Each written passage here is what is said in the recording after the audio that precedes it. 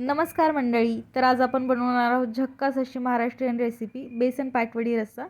त्यासाठी लागणारं साहित्य: 2 उभे चिरलेले कांदे, चिरलेली कोथिंबीर. इथे मी थोडे खडे मसाले घेतलेत, त्यामध्ये धणे, जिरे, तेजपत्ता, लवंग, मिरे आणि दालचिनी घेतली आहे. त्याचबरोबर एक उभा चिरलेला टोमॅटो, 4-5 हिरव्या मिरच्या, एक आल्याचा तुकडा आणि लसूण घेतलं आहे. 2 चमचे तीळ आणि चिरलेले खोबऱ्याचे काप घेतलेत मी. तर आता इथे सगळ्यात अगोदर आपल्याला हिरव्या मिरचीचा ठेचा बनवून घ्यायचा आहे. त्यासाठी 4-5 हिरव्या मिरच्या आणि 4-5 लसणाच्या कळ्या घेऊन मिक्सरला वाटून घेतल्या आहेत मी. आणि सगळ्यात अगोदर आपण इथे बेसनचं मिक्सचर बनवून घेणार आहोत. तर त्यासाठी आपल्याला एक जाड बुडाची कढई लागणार आहे.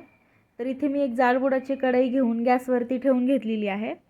त्याच्यामध्ये 1 चमचा तेल घालून घेतले मी.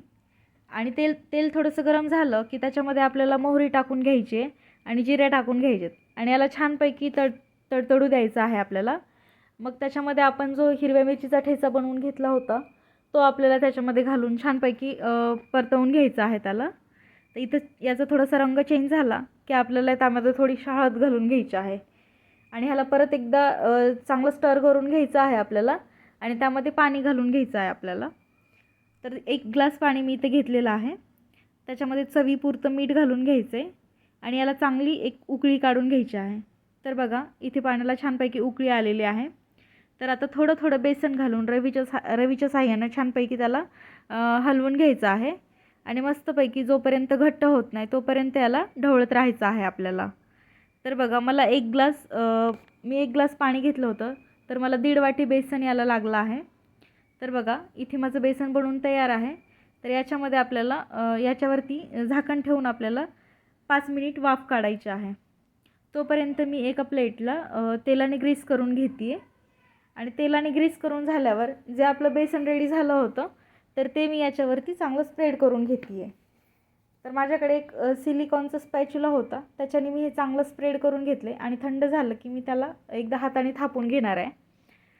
ह्या हाताने थापून घेतलं की त्याच्यावरती थोडेसे तीळ आणि खोबरं घालून परत एकदा थोडंसं थापून घ्यायचं आहे आणि कटरने त्याला चांगलं कट करून घ्यायचं आहे. त्रिकोणी आणि चौकोनी आकाराच्या आपण कापण्या करून घ्यायच्या आहेत त्याच्या. तर बघा, आपली बेसन पाटवडी तयार झाली आहे. तर चला आपण आता रश्श्याची तयारी करून घेऊयात. त्यासाठी मी एक जाड तवा घेतलेला आहे. त्याच्यावरती मी एक उभा चिरलेला जो कांदा आहे मोठ्या साईजचा तो घेतलेला आहे मी. आणि त्याच्यामध्ये थोडंसं तेल घालून याला चांगलं लालसर होईपर्यंत परतून घ्यायचं आहे. तर बघा, कांदा इथे लालसर झालेला आहे. तर याच्यामध्येच मी खोबऱ्याचे काप घालून त्याला छानपैकी परतवून घेते आहे. त्याचबरोबर इथे मी लसूण, 2 हिरव्या मिरच्या आणि आल्याचे तुकडे घालून याला चांगलं परतवून घेत आहे. तर बघा, हा मसाला छानपैकी परतून झाला की त्याला एका प्लेटमध्ये मी काढून घेते आहे. आता त्याच तव्यावरती परत थोडंसं तेल घालून जो उभा चिरलेला टोमॅटो होता तो घालून घ्यायचा आहे आणि त्याला पण छानपैकी परतवून घ्यायचं आहे आणि त्याला पण त्या प्लेटमध्ये काढून घ्यायचं आहे. त्यानंतर जे खडे मसाले आपण घेतले होते ते त्या तव्यावरती घालून त्याला पण छानपैकी परतवून घ्यायचं आहे आपल्याला. तर बघा, आता तीळ चांगले उडायला लागलेत. तर त्याला असं थोडंसं झाकून आपल्याला भाजून घ्यायचं आहे. आता भाजून झाल्याच्या नंतर याला पण मिक्सरला एकदम बारीक असं वाटून घ्यायचं आहे. तर आता आपल्याला इथे जाडबुडाचं पातेलं घ्यायचं आहे आणि कट बनवायचं आहे. तर आपल्याला तेल थोडंसं जास्तच घालून घ्यायचं आहे त्याच्यामध्ये. तर मी इथं 3 चमचे तेल घालून घेतलेलं आहे.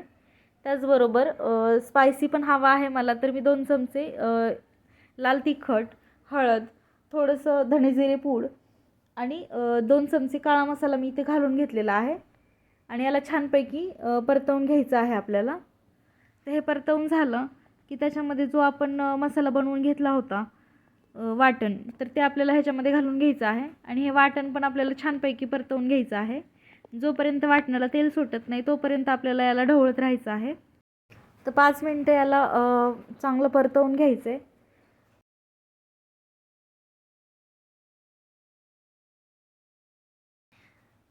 तर बघा, इथे मी उरलेला मसाला घालून पण परत याला छानपैकी ढवळून घेते आहे. आता याला 5 मिनिटं झाकून ठेवायचं आहे आपल्याला, म्हणजे मसाला आपला चांगला तेल सोडेल. तर बघा, इथे मसाल्याने छानपैकी तेल सोडून दिलं आहे.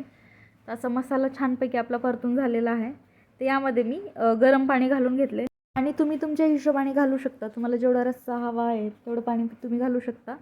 तर बघा, इथे रश्श्याला छानपैकी उकळी आलेली आहे आणि आपला रस्सा रेडी झालेला आहे. वरतून चिरलेली कोथिंबीर घालून मस्तपैकी गरमागरम भाकरीसोबत सर्व करा बेसन पाटवडी रस्सा.